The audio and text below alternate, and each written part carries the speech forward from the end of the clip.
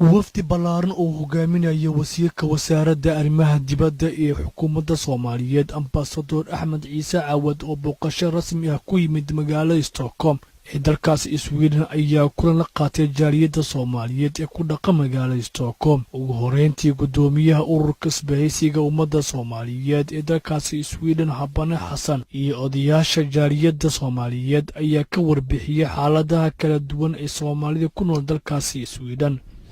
marka waxaan ku soo dhaweynayaa wasiir Axmed Ciise Caawad wasiirka arrimaha dibadda ee Soomaaliya ku soo dhaw Sweden mar labaad iyo mar saddexaad waxaan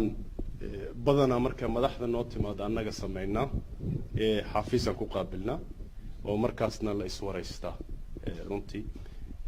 oo ay ka mid tahay protocolka ama processka annaga aan marino madaxdeena noo timaado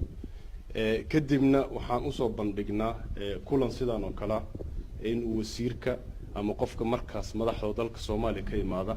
uu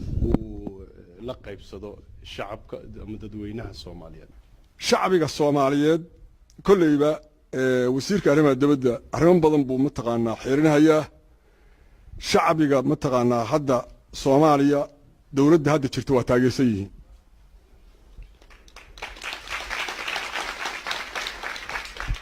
taageeradoodii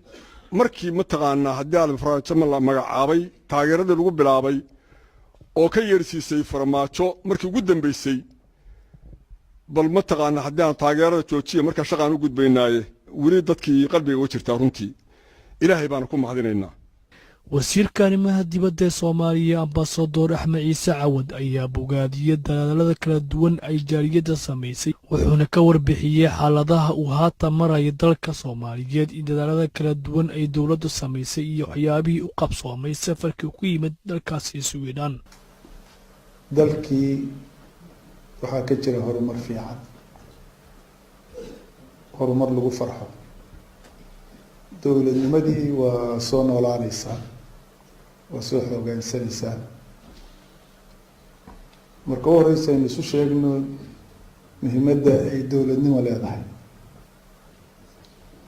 ummad aan dawlad lahayn waa ummadan jirin. waxaa hubaalay in dawladnimadii Soomaaliya oo maalinba meel soo joogtay intii burburka ka dhacday inay maanta ay xoogsan tahay oo maanta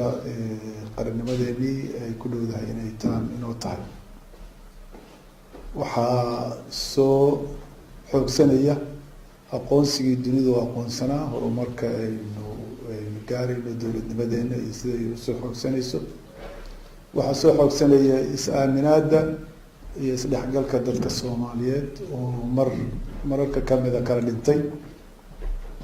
waxaa soo hagaagaya maamulkii hay'adihii dawladda ee dadka u adeegayay oo aan qaran ka maarmin sida wasaaradda arrimaha